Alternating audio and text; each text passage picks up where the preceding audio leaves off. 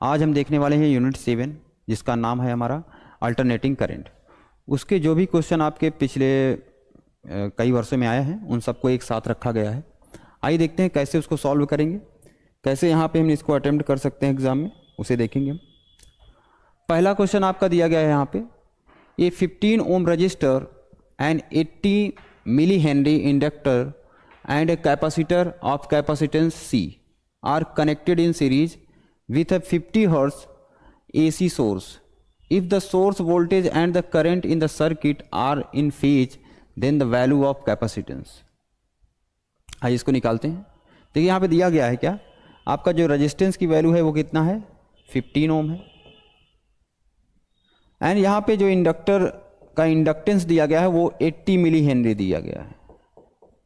Okay and यहाँ पे capacitor का जो कैपेसिटेंस है वो आपको C के टर्म में दिया गया है कि C है, C दिया गया है यहाँ पे। Connected in series with 50 hertz AC source, एक 50 हर्ट्ज के AC सोर्स से कनेक्टेड है।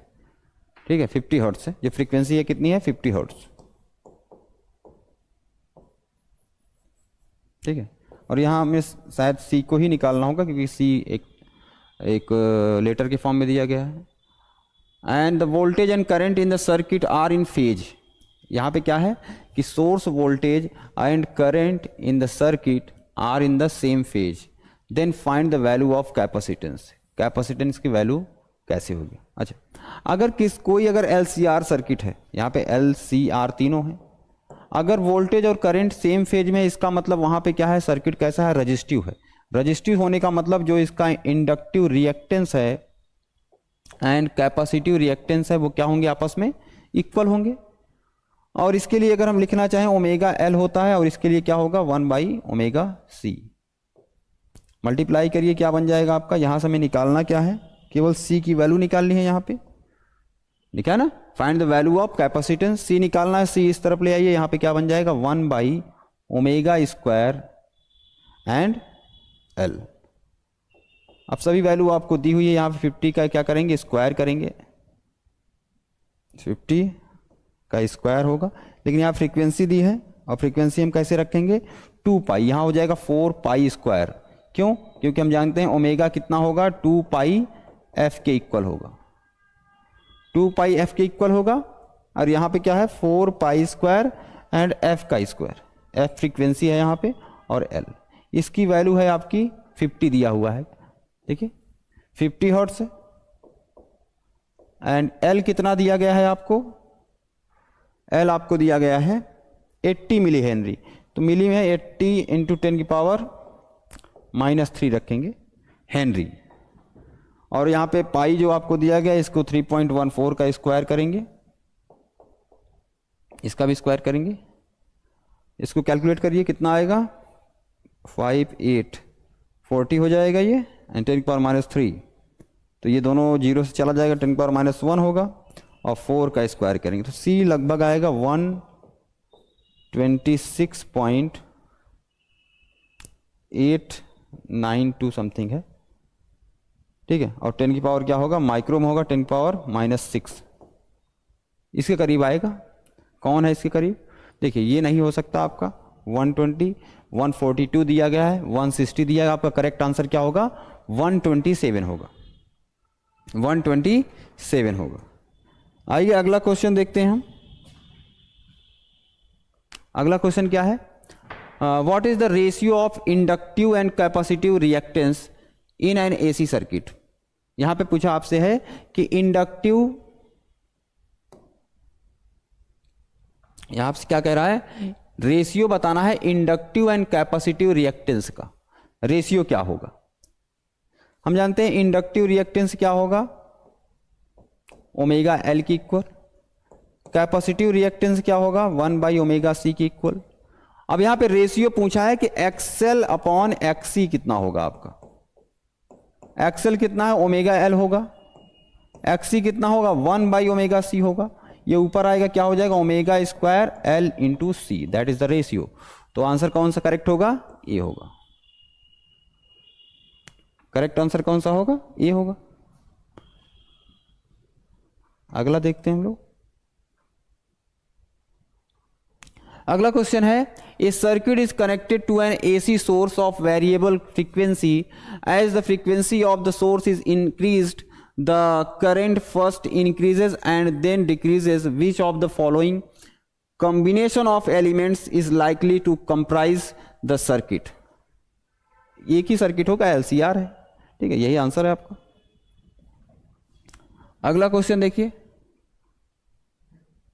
अगला क्वेश्चन है, the peak value of AC voltage on a 220 volt mains कितना होगा। पीक वैल्यू कितना होगा एक एसी वोल्टेज जब कितना है 220 वोल्ट है, पीक वैल्यू आपको निकालना है यहाँ पे। अच्छा, हमें रिलेशन होता है V R M S. R M S value क्या होती है, वी नॉट अपॉन √2, ये होता है, जहां पे वी नॉट क्या कहलाता है आपका, peak value of voltage, peak value of voltage कहलाएगा, पीक वैल्यू ऑफ वोल्टेज कहलाएगा। या इसको ये भी लिखते हैं कि वी आर एम एस कितना होगा, equals to 0.707 times of V naught, ये होगा आपका।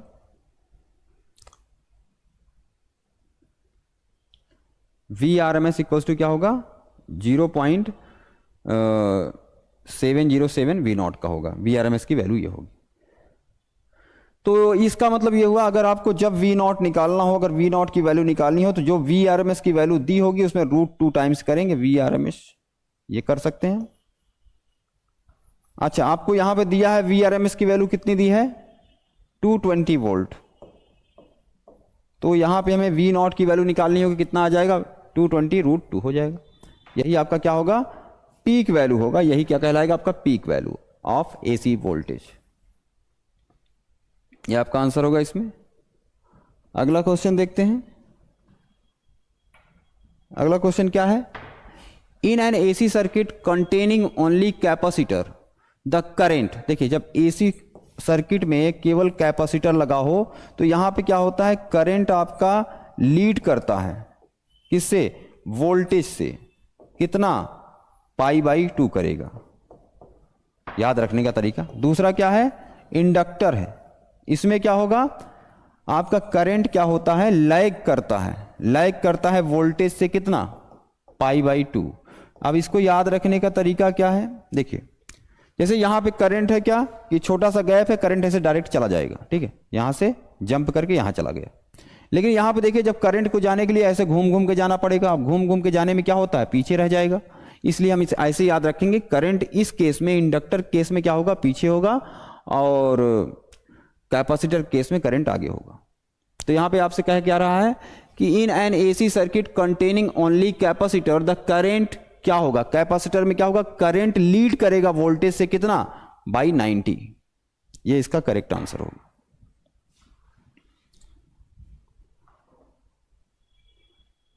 अगला क्वेश्चन देखिए, यहां पे लिखा हुआ है the peak value of an alternating current is 6 milli ampere. यहां पे दिया है peak value of alternating current, alternating current का पीक वैल्यू आपको दिया गया है, कितना है,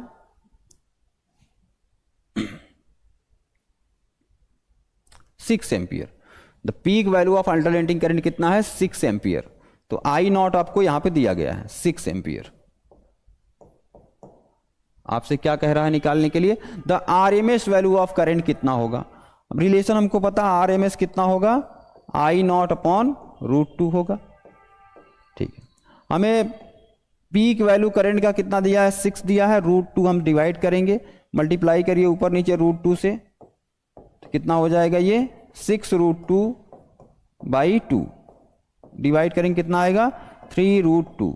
that is the RMS value of current, RMS value root mean square value of current. तो आपका करेक्ट आंसर कौन सा होगा, सी होगा।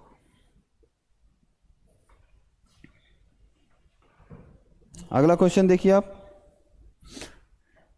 द पीक वैल्यू ऑफ, ये देखिए, peak value of 220 volt of an AC mains कितना होगा, इसकी पीक वैल्यू कितना होगा। अगर यहां पे हमें दिया गया है V R M S value दी है, कितना दिया है, 220 वोल्ट दिया गया है, अच्छा, रिलेशन हमें ये पता है V R M S equals to क्या होगा, पीक वैल्यू मतलब वी नॉट से दिखाते हैं अपॉन √2 होगा। अच्छा, यहां पर हमें निकालना क्या है, वी नॉट ही निकालना है, ये क्या होगा √2 टाइम्स होगा किसके, V R M S value, root mean square value of voltage. तो यहां पे हम √2 से मल्टीप्लाई करेंगे किसमें, 220 वोल्ट में। मल्टीप्लाई करने पे √2 की वैल्यू कितनी है 1.414, मल्टीप्लाई करेंगे तो आप देखेंगे 311 वोल्ट आएगा। तो करेक्ट आंसर कौन सा होगा, सी। अगला क्वेश्चन देखिए आप, यहां पे दिया गया है कि a transformer is based on the principle mutual induction होगा। सिंपल सा है ये, इसमें आपको कोई दिक्कत नहीं होनी चाहिए। अगला क्वेश्चन देखिए, the transformer ratio in the step of transformer, the transformation ratio in the step of transformer कितना होगा। हमें आइडिया है कि NS upon NP, NS upon NP, transformer ratio क्या होगा NS अपॉन NP, और इक्वल्स टू हम क्या लिखते हैं VS अपॉन VP, और ये इक्वल होता है KK। अच्छा, स्टेप अप में क्या होगा, हमें जो सेकेंडरी कॉइल में नंबर ऑफ टर्न होंगे वो ज्यादा रखना पड़ेगा प्राइमरी कॉइल से। इसका मतलब K हमेशा कितना होना चाहिए, ग्रेटर देन 1। इसका करेक्ट आंसर कौन सा होगा, बी ऑप्शन होगा। चलिए, ये भी हो गया आपका। The core of transformer is laminated to reduce energy losses due to, क्या होगा सही आंसर बताइए, हिस्टेरिसिस लॉस होगा, एडी करंट होगा, रेजिस्टेंस इन वाइंडिंग, और नॉन ऑफ दीज। किसकी वजह से होता है, एडी करंट। ओके, अगला क्वेश्चन देखिए, यहां पे क्या दिया हुआ है, in the following question statement of assertion is followed by the statement of reason marks the correct choice as. If the both assertion and reason are true and reason is the correct explanation of assertion, आप A option को correct करेंगे। B क्या है, if both assertion and reason are true but reason is not the correct explanation of assertion, तब आप B option है। And C क्या है, assertion is true but reason क्या हो, false हो। अगर आपके दोनों गलत स्टेटमेंट हैं तो क्या रखेंगे हम, डी को करेक्ट करेंगे। यहां पे दिया क्या गया है, असर्शन है ये step up transformer can not be used as a step down transformer. तो ये पहला स्टेटमेंट आपका गलत होता है, क्योंकि हम ट्रांसफॉर्मर को दोनों तरीके से यूज कर सकते हैं। उस पर डिपेंड ये करता है म्यूचुअल इंडक्शन है आपका, और ये डिपेंड ये करता है कि आपका प्राइमरी पे किसको लगाते हैं और सेकेंडरी पे किसको रखते हैं, इस बात पे डिपेंड करेगा। तो हम दोनों तरीके से यूज कर सकते हैं। पहला स्टेटमेंट आपका क्या है, इसमें गलत है। दूसरा क्या है, यहां पे ये transformer work only one direction, ये भी गलत है। तो यहां पे आपका करेक्ट ऑप्शन क्या होगा, if both the assertion and reason are false, D option आपका करेक्ट होगा।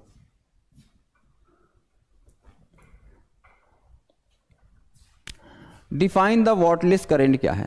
देखिए, वॉटलेस करंट कहने का मतलब ये है कि जहां पे एवरेज पावर हमारा क्या हो, सर्किट का जो एवरेज पावर कंजम्पशन है वो क्या हो, 0 हो। इसका मैथमेटिकल एक्सप्रेशन क्या है, V R M S I R M S cos phi होगा, जहां पे इसी टर्म को हम क्या बोलते हैं, पावर फैक्टर भी बोलते हैं, पावर फैक्टर, या इसको एक तरीके से और डिनोट करते हैं, cos phi equals to R/Z से। किसी भी इलेक्ट्रिकल सर्किट में अगर जो हमारा रजिस्टिव पार्ट है वो 0 हो, रजिस्टिव पार्ट टोटल हमारा 0 होता है। अब ये किस केस में होगा, जैसे अगर हमारा क्या है कि केवल कैपेसिटिव प्योर कैपेसिटिव सर्किट है या प्योर इंडक्टिव सर्किट है, प्योर कैपेसिटिव सर्किट है या प्योर क्या है, इंडक्टिव सर्किट है। इन दोनों ही केस में क्या होगा, अगर इसका हम फेज डायग्राम बनाना चाहें कुछ ऐसा बनेगा। अगर इधर हम पोटेंशियल लेते हैं तो इधर क्या होगा, करंट हमारा लैग करता है 90 डिग्री, यहां पे क्या होगा, करंट हमारा लीड करेगा वोल्टेज से 90 डिग्री, किसमें, कैपेसिटर में। और दोनों ही केस में जो फाई होगा वो कितना होगा, फाई एंगल कितना बन रहा है, पाई 90 होगा, 90 होगा। और उस केस में जब हम एवरेज पावर कंजम्पशन निकालेंगे cos फाई कितना आएगा, फाई 90 बनेगा cos 90 और ये वैल्यू 0 आएगी। मतलब एवरेज पावर जो होगा, ये सिंबल होता है एवरेज पावर का, वो कितना होगा, 0 होगा। और ऐसे करंट को हम क्या बोलेंगे, वॉटलेस करंट, वॉटलेस करंट बोलेंगे।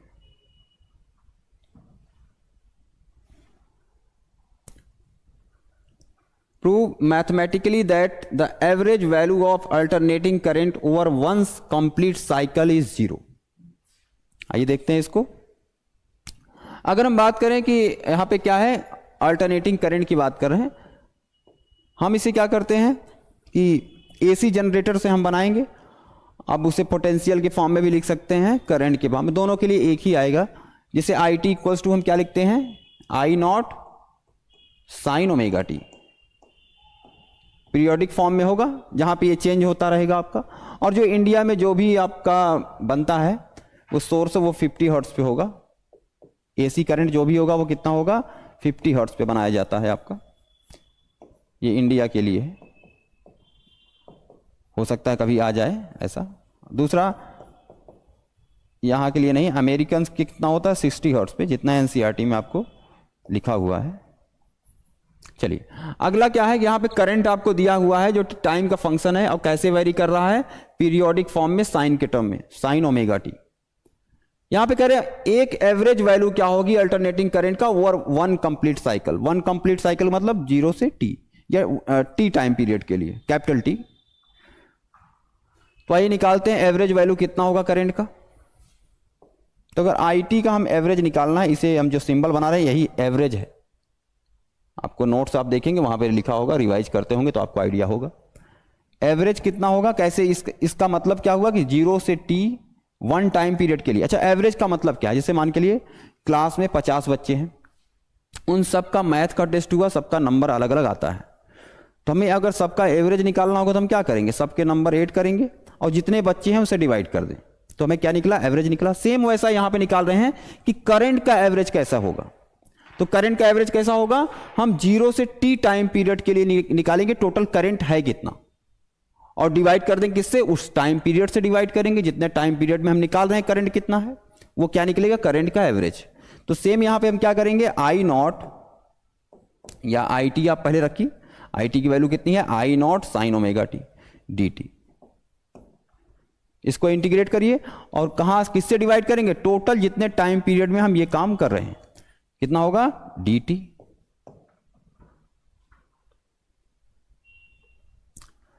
रखिए इसकी वैल्यू कितना आ जाएगा, ये 0 से t, आई टी की जगह क्या रखेंगे, I naught sine omega t d t. Upon में क्या होगा, इसकी वैल्यू कितनी आएगी, t आएगा यहां पे। अच्छा यहां पे निकालिए आई टी, यहां पे हम आई नॉट को बाहर निकाल सकते हैं, साइन को इंटीग्रेट करेंगे कितना हो जाएगा, कॉस हो जाएगा, लेकिन किस में, माइनस में आएगा, और साथ में -1 बाई ओमेगा भी आएगा, और यहां क्या हो जाएगा, कॉस। इसको थोड़ा ऊपर लिखते हैं हम, कॉस हो जाएगा ना, इसमें कितना हो जाएगा, ये कॉस ओमेगा टी। लिमिट कहां तक रखेंगे, 0 से t तक, और नीचे क्या होगा, t ही आएगा आपका, यहां t लिख सकते हैं आप। यहीं से देखिए आप, अगर इसको t को अंदर रखते हैं हम, जो भी यहां पे आ रहा है minus I not omega t, ये है, इसमें लिमिट रखिए तो क्या होगा, कॉस ओमेगा टी, टी की जगह क्या रखेंगे, t रखेंगे, कैपिटल टी। अच्छा ओमेगा को क्या लिख सकते हैं, ओमेगा इक्वल टू क्या लिखेंगे, एंगुलर फ्रीक्वेंसी है 2 pi upon T, capital T, यही रिलेशन होगा, 2 pi by T, capital T, जहां टी क्या है, टाइम पीरियड है। तो रखेंगे कितना हो जाएगा, यहां टी रखिए, 2 पाई से कैंसिल होगा, कॉस 2 पाई आएगा यहां पे, minus cos upper limit minus lower limit. अच्छा इसकी वैल्यू कितनी होगी, 1 होगी, इसकी वैल्यू कितनी होगी, 1, 1 माइनस 1 कितना हो जाएगा, 0। तो टोटल जो एवरेज आया वन साइकिल के लिए करंट का, वो कितना आया, 0। एक तरीका सिंपल सा, आप जितना मैथमेटिक्स आप जानते हैं उससे निकाल सकते हैं। अगर आपको ये इंटीग्रेशन नहीं आता, उसके अलावा भी रास्ते हैं क्या, हमने आपको लिखवाया है कि अगर हम एवरेज लेते हैं साइन ओमेगा टी का या कॉस ओमेगा टी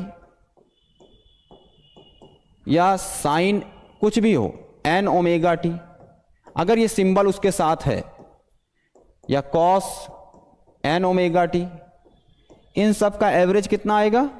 0।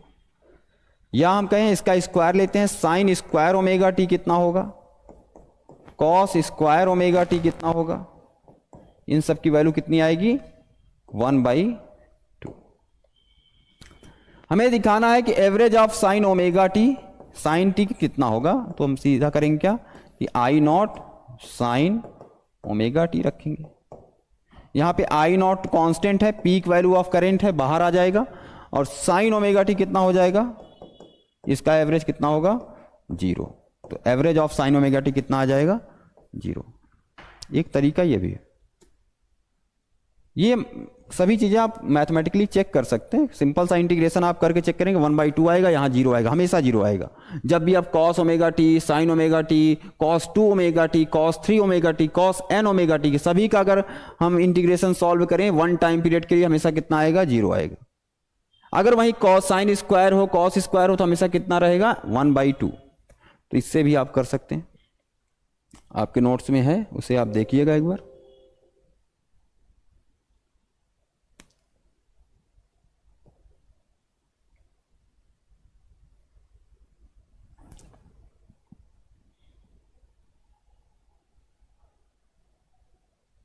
चलिए अगला क्वेश्चन देखते हैं हम लोग।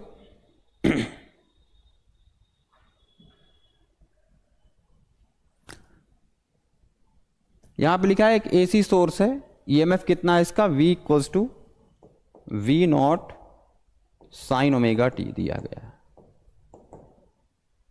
Is connected to a capacitor of capacitance C है, कुछ ऐसा होगा ये।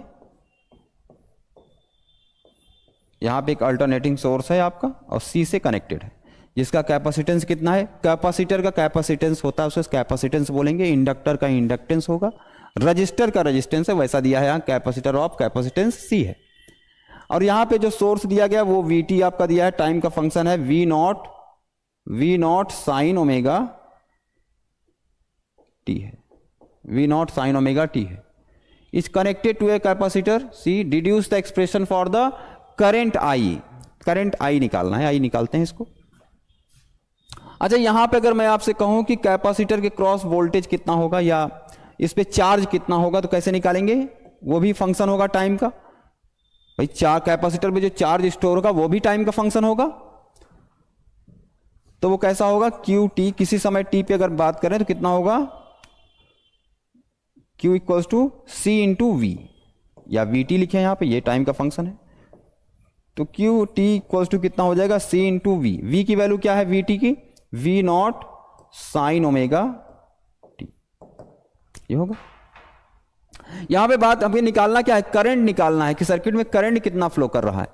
Rate of flow of charge is called current, तो dq बाई dt, इसको डिफ्रेंशिएट करिए, कितना हो जाएगा? dq t upon dt। Differentiate करिए कितना होगा? साइन का डिफ्रेंशिएशन कॉस होगा, और यहां पे क्या होगा? C V naught omega cos omega t. तो यही आपका बन जाएगा करंट, that is IT equals to क्या हो जाएगा? इसको क्या मैं ऐसा लिख सकता हूं? V नॉट अपॉन 1/ωc, और इसी टर्म को हम क्या बोलते हैं? XC, कैपेसिटिव रिएक्टेंस बोलेंगे। अच्छा यहां पे कॉस ओमेगा टी है, हम क्या इसको ऐसा लिख सकते हैं? Sine omega t plus π/2। First coordinate में, हाँ सेकंड में आपका पड़ेगा ये, तो क्या हो जाएगा? दोबारा से आपका क्या आएगा? कॉस ही आएगा, साइन ओमेगा टी प्लस π/2। और यहां पे है पीक वैल्यू ऑफ वोल्टेज और कैपेसिटिव रिएक्टेंस, ये डिवाइड होके क्या बनेगा? Peak value of current, that is I naught and sine omega t plus π/2। आपको दिख रहा होगा यहां पे कि जो करंट है वो वोल्टेज से कितना आगे है? π/2। कितना आगे है? लीड करता है वोल्टेज से कितना? π/2 इन केस ऑफ कैपेसिटर। और क्या लिखा हुआ है? Plot the graph V versus VT and I versus VT, omega t. तो ग्राफ हम कैसे बनाएंगे, देखिए यहां पे इस तरफ हम लेते हैं V या I, दोनों में से कोई भी हो, एक तरह एक साथ बनाएंगे दोनों को, पोटेंशियल हो या करंट हो, ठीक है। एंड इसको ड्रॉ करेंगे, देखिए यहां से ये क्या है, V naught sine omega t, ये सेम इसका कर्व ऐसा होगा, साइन के कर्व जैसा।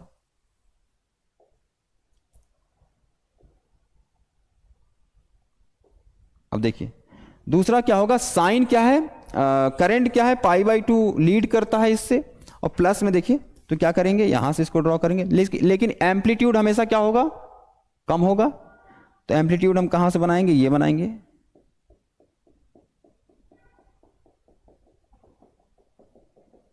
ये। तो ये आपका जो हुआ रेड वाला, उसे क्या है कि VT के लिए है, और जो ब्लैक कलर से है उसे क्या बोलेंगे, ये करंट के लिए।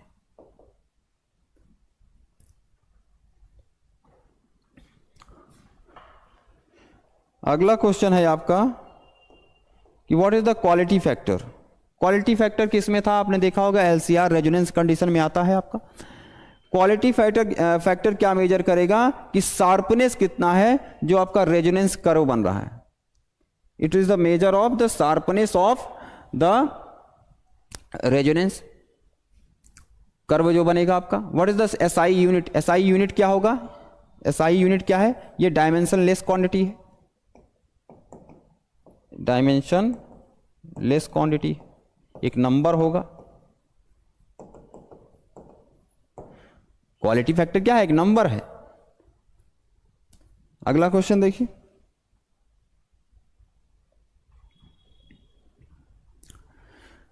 The instantaneous value of an alternating voltage in volts is given by expression this. ये दिया गया है कि alternating value of alternating voltage in volt is given by this expression, जो कि आपको दिया है ये वोल्टेज के फॉर्म में, यही मानिए 140 साइन 300t। निकालना क्या है आपको, पहले आपसे पूछा है पीक वैल्यू ऑफ वोल्टेज कितना होगा, ये तो दिया है आपको, कितना होगा 140 होगा, ये आंसर कितना होगा 140 वोल्ट में होगा। अगला क्या है RMS वैल्यू, RMS वैल्यू कितना होगा, रिलेशन क्या होता है, RMS equals to epsilon naught upon √2। अच्छा एप्सिलॉन नॉट आपको पता है कितना है 140 है, तो ये कितना हो जाएगा 140 upon √2। Frequency of supply, frequency कितना होगा, इसको कंपेयर करिए, यही तो होगा ओमेगा टी। अच्छा फ्रीक्वेंसी कितना, ओमेगा एंगुलर फ्रीक्वेंसी कितना होगा 300 होगा, तो फ्रीक्वेंसी कितना होगा 2πf इक्वल्स टू 300, डिवाइड कर दीजिए, f इक्वल्स टू कितना होगा 300 अपॉन 2π, यही आपका आंसर हो। एक नंबर में होगा आपका ये सब क्वेश्चन, सिंगल मार्क्स के। आइए आगे देखते हैं।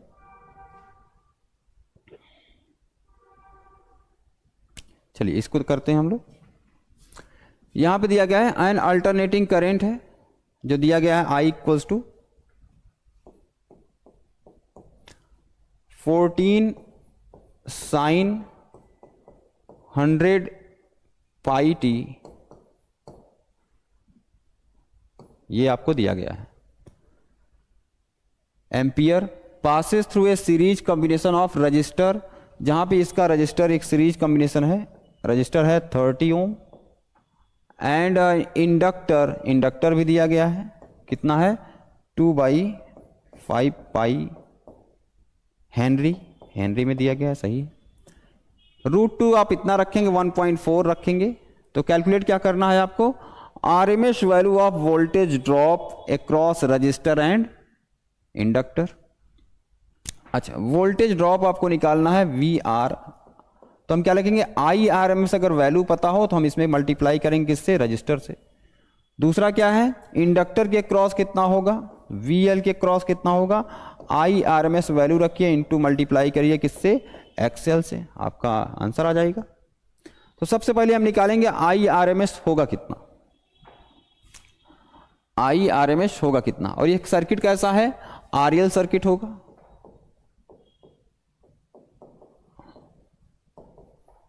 RL सर्किट होगा। यहां से आप देखिए आई नॉट आपको निकल जाएगा, आई नॉट कितना होगा 14 होगा एम्पियर। आई नॉट अगर आपको आइडिया है तो आई RMS कितना होगा, आई नॉट अपॉन √2। आई नॉट कितना है 14 है, अपॉन √2 होगा, मल्टीप्लाई करेंगे कितना हो जाएगा, ये √2 से मल्टीप्लाई करिए कितना हो जाएगा 7√2 एम्पियर। ये होगा आपका आई RMS वैल्यू। तो यहां पे रख दीजिए, आपका आंसर आ गया। वी RMS कितना होगा, VR कितना हो जाएगा आपका, यहां से VR कितना, आई RMS की वैल्यू है यहां पे 7√2 होगा, और मल्टीप्लाई करेंगे R30 से। यहां पे 7√2 रखेंगे आई RMS की वैल्यू। एक्सेल कितना है आपका, एक्सेल हम निकाल लेते हैं। एक्सेल कितना हो जाएगा यहां से, एक्सेल होगा omega L equal omega L। Omega आपको दिया गया है कितना 100 है, यहाँ पे 50 आएगा, ठीक है। ओमेगा एंड L, L की वैल्यू कितनी है आपकी, L की वैल्यू कितनी होगी 2/5 पाई। करेंगे हो जाएगा आपसे। और पावर फैक्टर कैसे निकाल लेंगे आप, cos phi इक्वल्स टू क्या होगा R/Z। इंपीडेंस, अच्छा इंपीडेंस यहां पे नहीं है, इंपीडेंस कितना होगा R² एंड XL का square, R² and XL। XL की जगह क्या रख सकते हैं हम, R² प्लस ओमेगा² L²। इसको करिए सॉल्व, Z निकल जाएगा आपका, कर सकते हैं आप।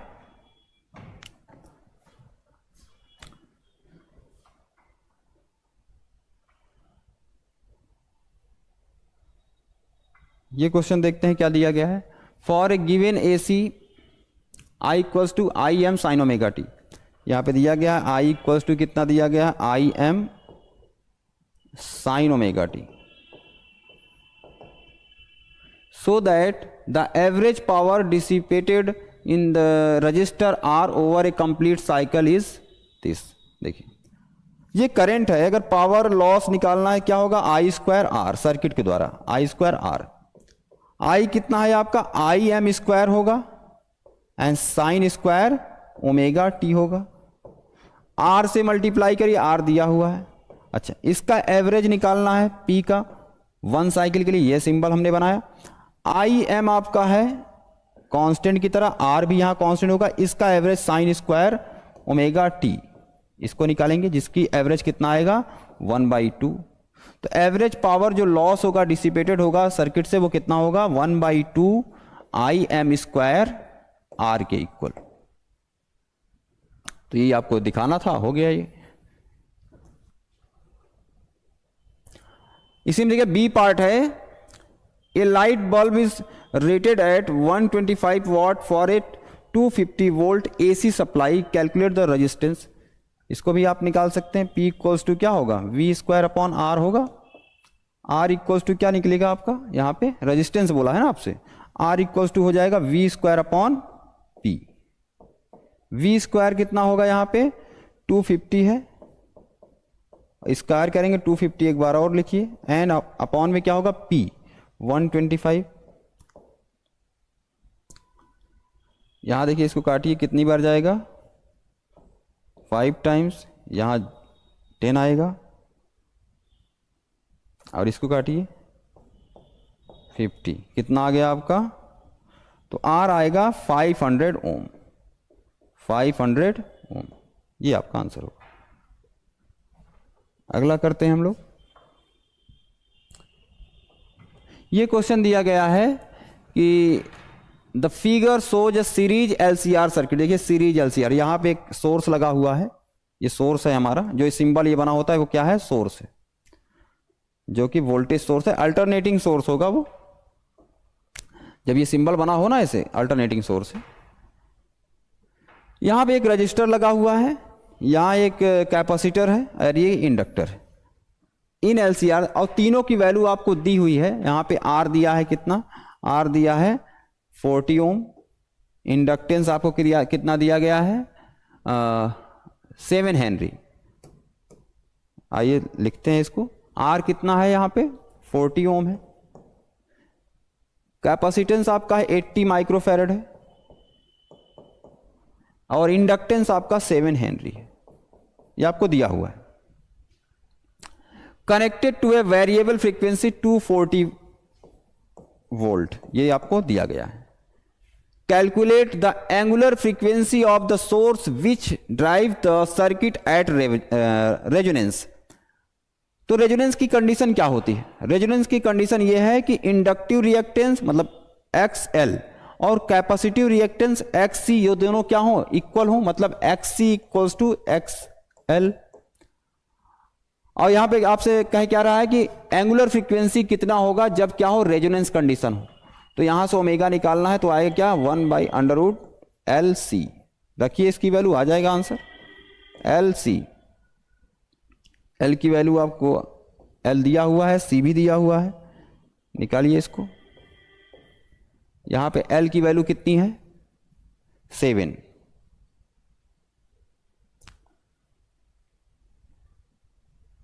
ये 5 होगा, ठीक है 5 है यहां पे, ठीक है करेक्ट करिएगा, 5 है, 2012 का क्वेश्चन है, 5 होगा। L 5 हेनरी है इंटू C कितना होगा आपका?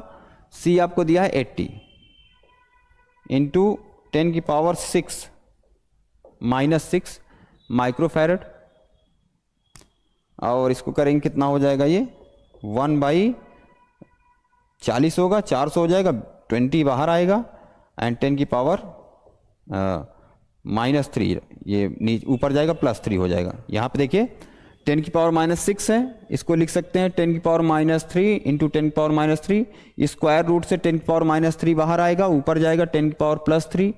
इसको ये भी लिख सकते हैं कि 1000/20, इसको काटेंगे कितना आ जाएगा? 50। एंगुलर फ्रीक्वेंसी कितना आया? 50 रेडियन पर सेकेंड, यही इसकी यूनिट होगी। यहाँ पे देखिए ये 5 होगा, क्योंकि अगर देखिए ये ऐसा बनाया जाता है एग्जाम में कि आप जब कैलकुलेट करिए एग्जैक्ट आंसर आ जाता है। कभी कभी डेसिमल में भी आएगा, लेकिन वो ज़्यादातर आपको ऐसे क्वेश्चन बनाते हैं। यहाँ पे 7 नहीं 5 होगा। अगला इसमें क्या कह रहा है? The current at the resonating frequency, current कितना होगा इसमें? ठीक है, the current at the resonating frequency, चलिए निकालते हैं करंट कितना होगा। यहाँ पे आपको यहाँ पे सोर्स दिया गया है, वोल्टेज आपको आइडिया है, तो आप देखिए निकालिए I इक्वल्स टू क्या होगा? रेजोनेटिंग फ्रीक्वेंसी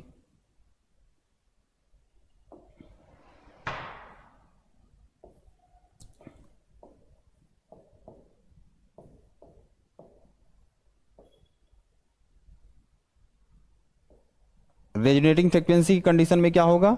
जहां पे क्या होते हैं XL और XC आपके कैंसिल आउट हो जाएंगे, वर्क नहीं करेंगे। जो टोटल उसका इंपीडेंस होगा वो किसके इक्वल होगा? R के इक्वल होगा। उसके रजिस्टेंस सर्किट में जो रजिस्टेंस होगा उसी के इक्वल होगा। VRMS यहाँ पे कितना है? 240 है, वोल्ट है। R कितना दिया हुआ है? 40 दिया हुआ है, काटिए इसको। यहाँ पे आएगा 6 एम्पियर। ये दूसरे क्वेश्चन का पार्ट का आंसर है। तीसरा दिया गया है था RMS potential drop across the inductor at resonance. Potential drop कितना होगा अक्रॉस द इंडक्टर, इसको भी निकालिए आप। VL कितना होगा? ये कितना हो जाएगा? IRMS वैल्यू इंटू जितना X इंडक्टर है ना, इंडक्टर XL से मल्टीप्लाई करिए। VL कितना हो जाएगा? IRMS की वैल्यू कितना है? 6 एम्पियर। XL आपको दिया गया है, यहाँ पे नहीं दिया गया है, चलिए निकालते हैं कितना हो जाएगा। ओमेगा इंटू L होगा, ओमेगा आपको निकाल चुके हैं हम लोग पहले वाले पार्ट में। कितना आया है? 50 रेडियन पर सेकेंड इंटू L यहाँ पे दिया हुआ है आपको। L कितना है यहाँ पे? 5 हेनरी, ठीक है। तो VL आपका यहाँ पे कितना आ जाएगा?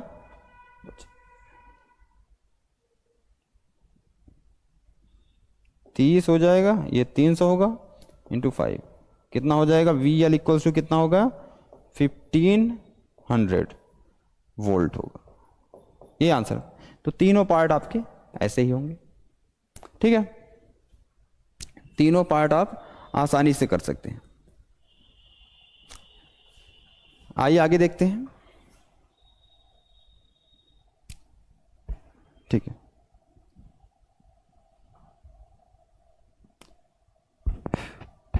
ठीक है, चलिए आगे देखते हैं। अगला क्वेश्चन आपका क्या है? अच्छा, सेम क्वेश्चन है आपका। The figure shows A series LCR circuit with L आपका दिया है 10 हेनरी, C दिया है 40 माइक्रोफैरड, R कितना है 60 ohm, connected to a variable frequency 240 volt. Calculate करना है एंगुलर फ्रीक्वेंसी, सेम वही तरीका है सब कुछ। आप क्या लगाएंगे इसमें, ओमेगा इक्वल टू 1 में LC निकल जाएगा, L आपको C दिया हुआ है। Current at the resident, current कैसे निकालेंगे, IRMS निकालना है हमको, तो क्या रखेंगे VRMS। और यहाँ पे क्या है, जो इम्पीडेंस होगा रेजोनेंस कंडीशन में क्या होगा, वो जो उसका प्योर रजिस्टिव पार्ट होगा उसके इक्वल, मतलब R के इक्वल होगा यहाँ पे।